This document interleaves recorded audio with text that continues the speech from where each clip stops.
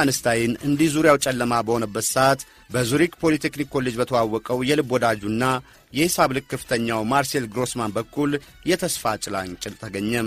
ችግሩን የነገራቸው የግሮስማን አባት ማርሴል በዘመድ ሥራ ፈልገው አገኙለትና ሥራው በስዊዘርላንድ መንግሥት የምርምሮች የባለቤትነት ማረጋገጫ መሥሪያ ቤት ሆነ። በእርግጥ በመሥሪያ ቤቱ ያገኘው ሥራ ዝቅተኛ የክብር ደረጃ የተሰጠው የመዝገብ ቤት ሠራተኝነት የሚባል አይነት ነበረ። ሰዎችም የማይቀርቡትና እሱም ሰው መቅረብ ለማይወደው አንስታይን ግን እጅግ የተመቸው መሆኑን የታሪኩ አጥኚዎች ይናገራሉ። እንዲያውም ዓለምን የቀየረው ሳይንቲስቱ አልበርት አንስታይን የተወለደው በዚህ መሥሪያ ቤት በሠራባቸው 7 ዓመታት ነው ይላሉ። በኮሌጅ ወዳት የነበረችውን ሚሊቫ ማሪክንም አግብቶ ልጅ የወለደበት ዘመን ነበረ።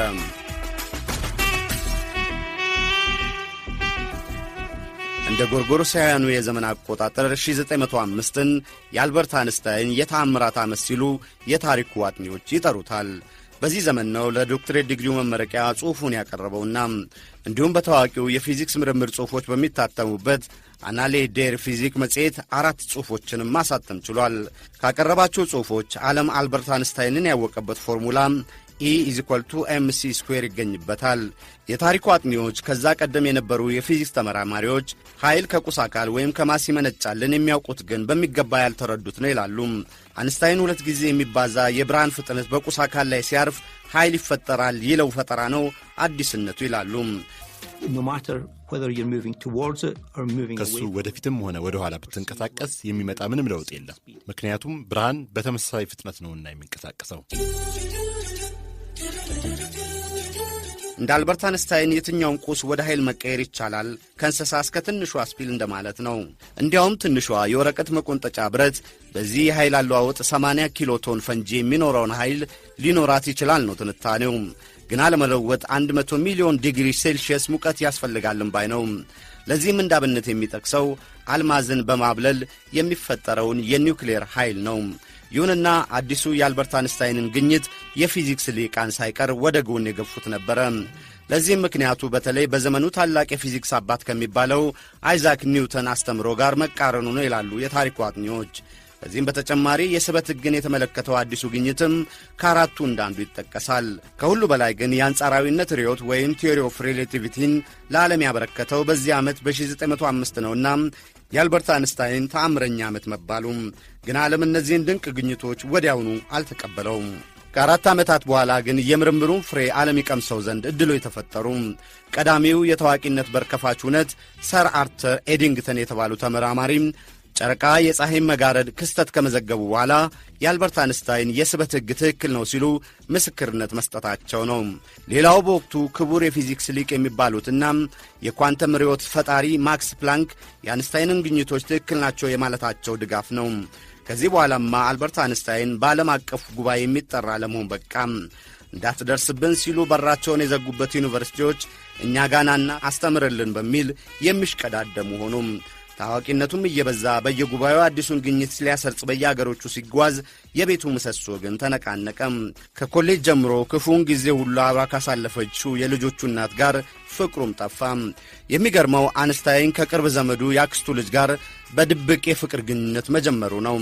እናም የተነቃነቀው ትዳር ከመውደቅ አልተረፈምና ሚልቫ ማሪክን ሊፈታ አንስታይን ተደራደረ።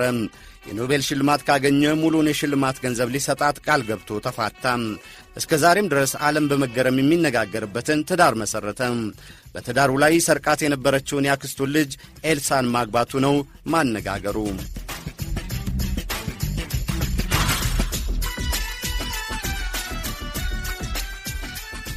አልበርት አንስታይን ያበረከታቸውን የሳይንስ ፈጠራዎች በዚህ ዝግጅት ለመዘርዘር የአየር ጊዜው አይበቃም ብቻ ሳይሆን ያለዋቂ ሳሚነትም ነው።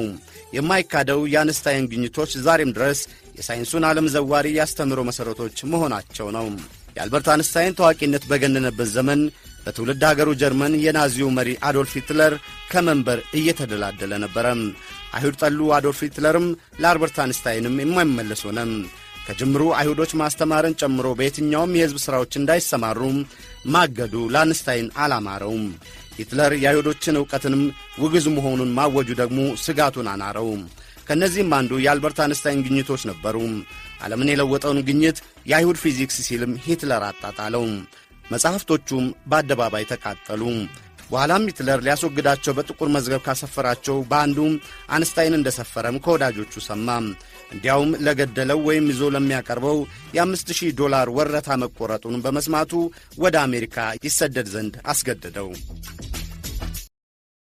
አሜሪካ ደግሞ ለአልበርት አንስታይን በጉልምስና ዘመኑ የደስታ ምድሩ ሆና ከልጅነት ጀምሮ ያለፈበትን የመከራ ኑሮ አስረሳችው። በኒው ጀርሲ ፕሪስተን ዩኒቨርሲቲ የከተተው አንስታይን ከመላው ዓለም ከመጡ ምርጥ የፊዚክስ ሊቃን ጋር ምርምርን ይበልጥ ተጠበበበት። ከሁሉ በላይ የግለሰብ መብት የተከበረባትን ምድር በመሆኗ እጅጉን ወደዳት። የሰው ልጅ እኩልነትን የሚያረጋግጠውን የሶሻሊዝም ሥርዓት አፍቃሪ ቢሆንም የነጻነት ምድሯን አሜሪካንን ግን አድንቆ አያበቃም ነበረም። የጥቁሮች መብት ተከራካሪዎችን ማኅበር አመራር እስከ መሆን ደረሰም። ከሁሉ በላይ ግን እንቅልፍ የነሳው ነገር አልጠፋም። ይህም በአዶልፍ ሂትለር የሚመራው የጀርመን ናዚ መንግሥት የኒውክሌር ቦምብ ባለቤት ለመሆን መቃረቡ ነው። ከዛ ቀደም ከአውሮፓ የተሰደዱ ዕውቅ የሳይንስ ልሂቃን አደጋውን አስመልክተው ለወቅቱ ፕሬዚደንት ሩዝቬልት ደብዳቤ ቢጽፉም ሰሚ አላገኙም ነበረም። እናም ሳይንቲስቶቹ ፕሬዚደንቱ ዕውቁን አልበርት አንስታይንን አልሰማም ለማለት አይቻላቸውም በማለት አማላጅነት ጠየቁት። አልበርት አንስታይንም ለፕሬዚደንት ሩዝቬልት ችግሩን ዘርዝሮ ደብዳቤ ጻፈላቸው። እንደ ተጠበቀው ሩዝቬልት አልበርት አንስታይንን የመሰለ ታላቅ ሳይንቲስት እምቢ ሊሉ አልተቻላቸውም። ራትም ጋብዘው አወያዩት። ወዲያውም አሜሪካ የኒውክሌር ቦምብ ባለቤት የሆነችበትን የማንሃተን ፕሮጀክት አስጀመሩ። አንስታይንን አማልደን ያሉት ሳይንቲስቶች በኒውክሌር ማምረቱ ቢሳተፉም እሱ ግን የተገለለ ሆነ። እንዲያውም የፌዴራሉን ምርመራ ቢሮ ኤፍቢአይን የፈጠሩትና ዕድሜ ልካቸውን የመሩት ኤድጋር ሁቨር ከአሜሪካ ለማባረር ሁላ ጥረት አድርገው ነበረ። የኮሚኒስት ወኪል ነው የሚል ፍረጃ ለጥፈው፣ እጅግ ታዋቂነቱ ግን ፍላጎታቸውን እውን ለማድረግ አላስቻላቸውም እንጂ። ለእረፍት በአውሮፓ እያለም አሜሪካ በጃፓን ከተሞች ላይ አቶሚክ ቦምብ መጣሉ አንሰማም። የሳይንስ ፈጠራው ለጥፋት መዋሉና አቶሚክ ቦምብም እንዲሠራ በማማከሩ ተጸጸተ። ዕድሜው ሙሉም አቶሚክ ቦምብ ድጋሚ ለጥፋት እንዳይውል ለሰው ልጆች ጥቅም ብቻ እንዲውል ጥሯል።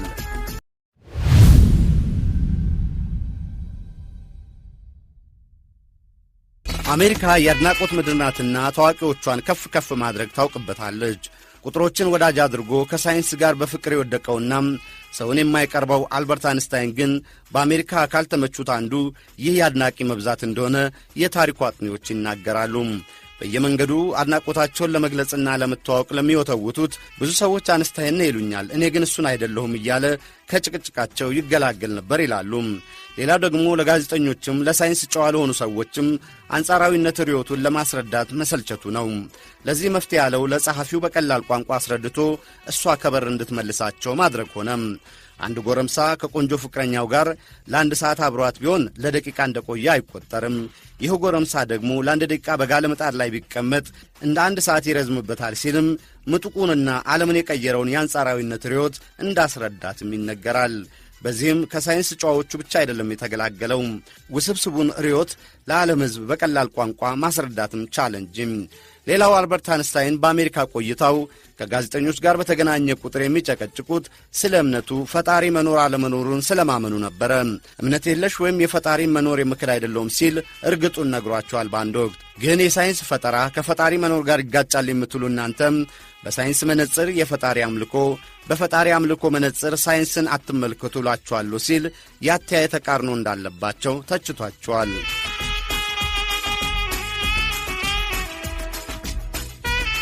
ከልጅነቱ ጀምሮ እስከ ወጣትነቱ የሚያሳለፈው መከራ የተቆጠረለት ይመስል የጉልምስናና የአዛውንትነት ሕይወቱ የደስታ ነበር። የአልበርት አንስታይን በተለይ በአሜሪካ ኑሮው የተቀናጣ የሚባል ነበረም። አብስቶም በጀልባ ባሕርና ውቅያኖስን ማቋረጥ በእጅጉ እንደሚወድ ይነገራል። የሚገርመው አንስታይን ዋና የማይችል መሆኑ ነው። ዋና ለመማርም ፈጽሞ ፍላጎት አሳይቶ አያውቅም ይባላልም። በትንባሆ የተሞላችው ፒፓው ካፉ የማትለየው ነበረች። ምርምር እንኳን ሲሠራ ፊቱ በጭስ እስኪሸፈን ድረስ እንደሚያጨስም ይነገራል። በአውሮፓና በመላው ዓለም ተበትነው የነበሩት አይሁዶች በመካከለኛው ምስራቅ እስራኤል የምትባል ሀገር የመሠረቱበትም ዘመን ነበረም። የመጀመሪያው ፕሬዝደንታቸው በሞቱ ጊዜ አይሁዶች በመንበሩ ተቀመጥ ሲሉ መጥራታቸው አልቀረም። ተውኝ፣ እኔ ሰዎችን ለማስተዳደር የምችል አይደለሁም አላቸው እንጂ። ከ3 ዓመታት በኋላ ግን በእስራኤል 17ኛ ዓመት ክብረ በዓል ላይ በክብር እንግድነት ተገኝቶ ንግግር እንዲያደርግ የቀረበለትን ጥሪ ተቀበለ። ንግግሩን እያዘጋጀ ሳለ ግን በጠና ታሞ ሆስፒታል ገባ። በሚያስተምርበት ፕሪስተን ዩኒቨርሲቲ ውቅ ሆስፒታል በተደረገለት ምርመራ ውስጣዊ ደም መፍሰስ እንዳጋጠመው ተደረሰበት። ቀዶ ጥገና አድርገው እንደሚያድኑት ሐኪሞቹ መንገራቸው አልቀረም። አልበርት አንስታይን ግን በፍጹም እምቢተኛ ሆነም። መሄድ ስፈልግ እሄዳለሁ፣ የሚገባኝን ያህል ሰርቻለሁ፣ በሰው ሠራሽ መንገድ ዕድሜን ማራዘም ደግሞ ጣዕም የለውም፣ አሁን መሄጃዬ ነው ማለቱ ይነገራል። እናም ሕክምናን አሻፍረኝ እንዳለ ለእስራኤል 17ኛ ዓመት የክብር እንግድነትም ሳይበቃ በ76 ዓመቱ ሞተም። የሚገርመው በዩኒቨርሲቲው የአስክሬን መርማሪ ያለ ቤተሰቡ ፈቃድ የአልበርት አንስታይንን አእምሮ መስረቁ ነው። አይኑንም እንዲሁ። እሱ በእርግጥ የአንስታይንን አንጎል ሰርቋል። እሱ እንዲያውም በአንጎሉ የአካል ይዘትና ሕሊና ፍጹም የላቀ መጠበብ መካከል ያለውን ግንኙነት መፈለግ ጉጉት ነበረበት። አስክሬኑ ግን ተቃጥሎ እስካሁን በይፋ በማይታወቅ ውሃ አካል መበተኑ ይነገራል።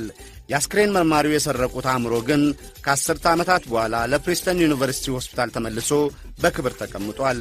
የማይካደው ግን ዓለምን የቀየሩና ዛሬም ድረስ ገዢ የሳይንስ መሪዎች ፈጣሪ የሆነው አልበርት አንስታይን በዚህ ምድር ሲኖር ተቃርኖ የበዛበት ሕይወት ማሳለፉ ነው።